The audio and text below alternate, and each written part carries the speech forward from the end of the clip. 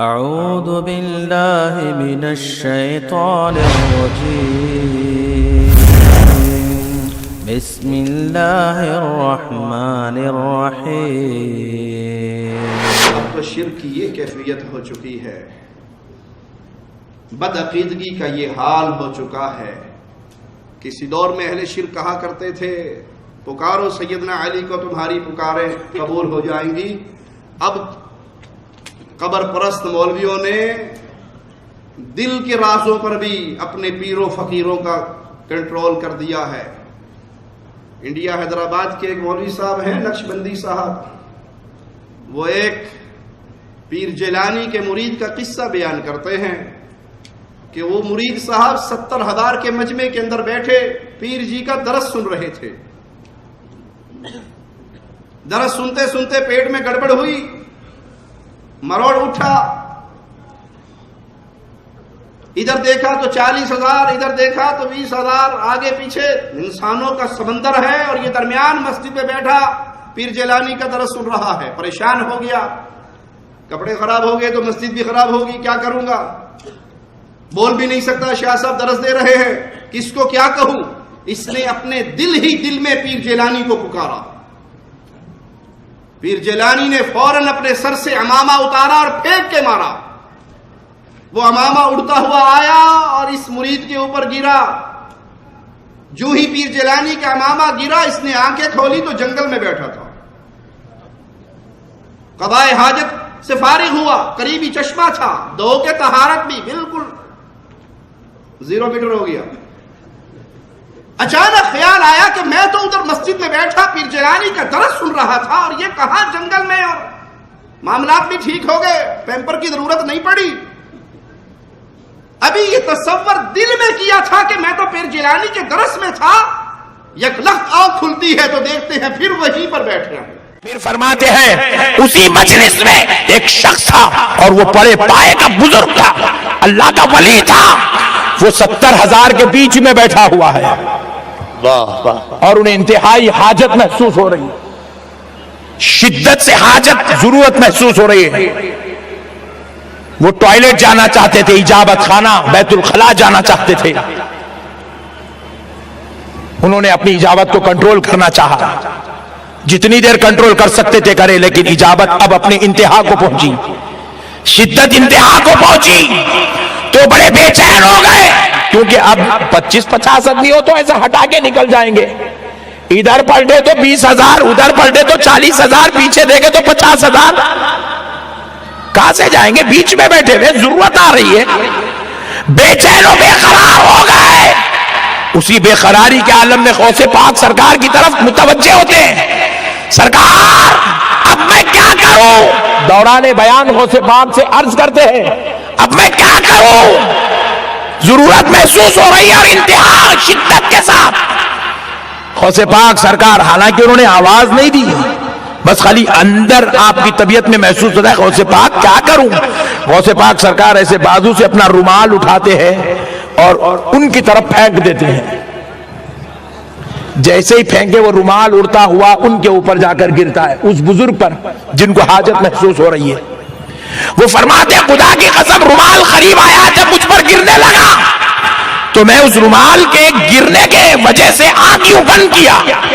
جیسے ہی بند کیا، پھر میں نے جب آنکھ کھولی تو میں کیا محسوس کرتا ہوں؟ ایک جنگل میں بیٹھا ہوا ہوں، ادھر پلٹ کر دیکھتا ہوں انسان تو انسان، چرند پرند بھی نظر نہیں آتا۔ تو مجھے شدت سے ضرورت آ رہی تھی، میں نے ایک کونا دیکھا اور وہاں ضرورت کر لی۔ ضرورت سے فارغ ہوا، پھر ایک جگہ گیا، پانی ملا، وہاں سے وضو بھی کر لیا۔ وضو کر کے پھر میں نے سوچا کہ میں کہاں ہوں؟ غوث پاک کی مجلس میں تھا، یہاں کہاں گا؟ ابھی خیال کر ہی رہا ہوں، چہرے پہ سے رومال ہٹایا تو پھر غوث پاک کی مجلس میں بیٹھا ہوا۔ اور صفحے بھی خراب نہیں ہوئی۔ انا للہ و انا الیہ راجعون۔ اس دور کے مشرک کم از کم زبان سے پکار کر غیروں کو بلایا کرتے تھے، اپنی حاجات رکھتے تھے۔ آج کے دور کا قبر پرست اپنی جاہل عوام کو درس دیتا ہے کہ اب زبان ہلانے کی ضرورت نہیں، دل ہی دل میں اگر پیر جیلانی کو پکارو گے تو پیر جیلانی تمہارے دل کے رازوں سے واقف ہے، صرف واقف نہیں، وہ ایک لمحے کے اندر پوری کائنات میں ایسا تصرف بھی کر سکتا ہے کہ بندے کو مسجد سے اٹھا کر جنگل میں لے جائے، غسل کروا کے واپس مسجد میں پہنچا دے۔ انا للہ و انا الیہ راجعون۔ یہ شرک کی وہ غلاظتیں ہیں جس میں گرفتار ہونے کے بعد آج اسلام اگرچہ غالب ہے لیکن اسلام کا نام لینے والے اکثریت مغلوب ہو رہی ہے، کیونکہ وہ رسول اللہ صلی اللہ علیہ وسلم کے پیغام توحید کو بھلا چکے ہیں۔ ان کو پیغام کیا تھا، ان کو درس کیا تھا کہ تم نے جب بھی پکارنا صرف ایک اللہ کو پکارنا، جب مانگنا ایک اللہ سے مانگنا، سوالی بننا تو اللہ کے سامنے کلام الہی کے انداز پہ غور کرو۔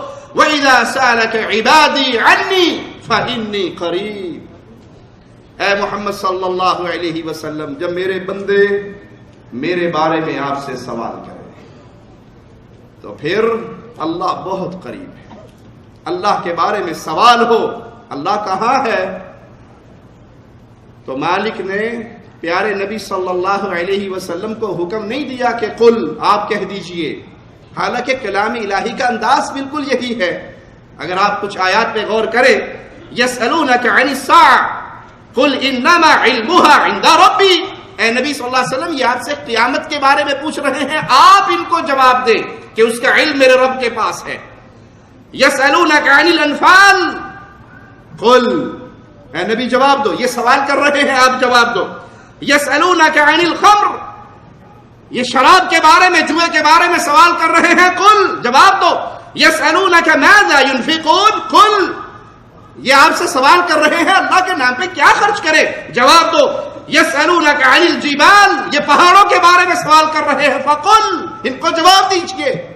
قرآن حکیم کا انداز ہی یہ تھا، لوگ سوال کرتے ہیں، اللہ کہتا ہے نبی جواب دو، لیکن جب پکار کا معاملہ آیا، بندے اللہ کے بارے میں سوال کریں تو مالک کا انداز تبدیل ہو گیا۔ وَإِذَا سَأَلَكَ عِبَادِي عَنِّي، میرے بندے میرے بارے میں سوال کریں تو قل کے وسیلے کو بھی ہٹا کر مالک نے خود جواب دیا، فَإِنِّي قَرِيب، میں بندو تمہارے بہت قریب ہوں، شاہ رگ سے بھی زیادہ میرے رب کی رحمت تمہارے قریب ہے۔